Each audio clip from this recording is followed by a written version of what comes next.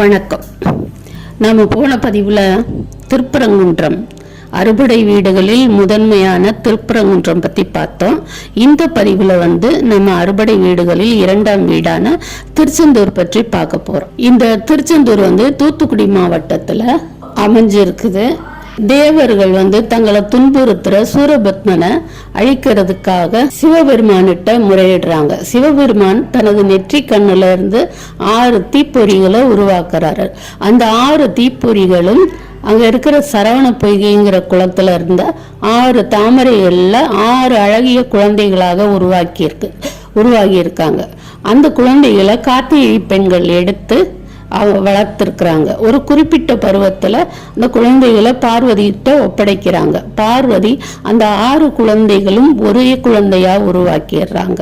6 தலைகளும் ஒரு உடலுமா இருந்த முருகப்பெருமான் நம்ம பெரும்பாலும் கோவில்கள்ல ஒரே சிரத்தோடு தான் நம்ம பார்க்கிறோம். இப்படி தோன்றிய முருகப்பெருமான் சிவபெருமானோட கட்டளையை ஏத்துக்கிட்டு சூரபத்மனை அழிக்கிறதுக்காக திருச்செந்தூர் வர்றாரு. அப்போ முருகப்பெருமானோட தரிசனம் பார்க்கறதுக்காக தேவர்களோட குருவான வியாழ பகவான், குரு பகவான்னு சொல்லுவோம், வியாழ பகவான் இந்த தலத்துல தவம் இருந்திருக்காரு. அவருக்கு காட்சி தந்த முருகப்பெருமான் இந்த இடத்துலயே தங்கி இருக்காரு. அவர் மூலமா அசுரர்களோட வரலாறை தெரிஞ்சுக்கிறாரு. அப்போ தனது படைத்தளபதியான வீரபாகுவை அனுப்பி தூது அனுப்புறாரு சூரபத்மன்கிட்ட. ஆனா அவன் செவி சாய்க்கவே இல்லை. அப்புறம் வேறு வழி இல்லாமல் முருகன் தன்னோட படைகளோட போய் அவனை வதம் செய்கிறார். வதம் செய்து அவனை சேவலாவும் மயிலாவும் தன்னோடைய ஆட்கொள்கின்றார். போர் முடிஞ்சு சகஜ நிலைக்கு வந்தது. வியாழ பகவான் முருகன் கிட்ட தனக்கு காட்சி தந்த இந்த இடத்துலயே நீங்க நிரந்தரமா கோவில் கொள்ளணும் அப்படின்னு வேண்டிக்கிறவே முருகனும் அங்கேயே தங்கிட்டாரு. வியாழ பகவான் தேவர்கள இந்த கட்டிடக்கலையில நிபுணரான விஸ்வகர்மாவை அழைச்சு இங்க கோயில் எழுப்பியிருக்கு. இங்க திருவிழாக்களை பார்த்தீங்கன்னா பங்குனி உத்திரம், திருக்கார்த்திகை, வைகாசி விசாகம், கந்த சஷ்டி இதெல்லாம் நடக்கும். முருகத்தலங்களில் கந்த சஷ்டி விழா 6 நாள் தான் நடக்கும். சில தலங்களில் மட்டும் சஷ்டிக்கு மறுநாள் முருகன் திருக்கல்யாணம் நடக்கும். இப்போ எல்லா சின்ன ஊர்கள்லையும் சின்ன கிராமங்கள்லையும் முருகன் கோவில் இருந்தால் அங்கே கண்டிப்பாக கந்த சஷ்டி விழா இப்போல்லாம் நடக்குது. மறுநாள் திருக்கல்யாணமும் நடக்குது. அதுபோல் இங்கே மறுநாள் 7வது நாள் 6 நாட்கள் போர் நடக்குது. அதோட சூரசம்ஹாரம் முடிஞ்சிருது. 7வது நாள் திருக்கல்யாணம். அப்புறம் 5 நாள் அதே திருமண கோலத்தோட ஊஞ்சல் உற்சவம் நடக்கும். ஆக 12 நாள் இங்க திருவிழா. இங்க இது அருணகிரிநாதர், அப்பர் எல்லாமே இந்த முருகனை பத்தி பாடியிருக்காங்க. திருப்புகழெல்லாம் பார்த்தீங்கன்னா முருகன் பாட்டு தான். அதெல்லாம் திருப்புகழில் முருகன் பாட்டு நிறைய இருக்கும்.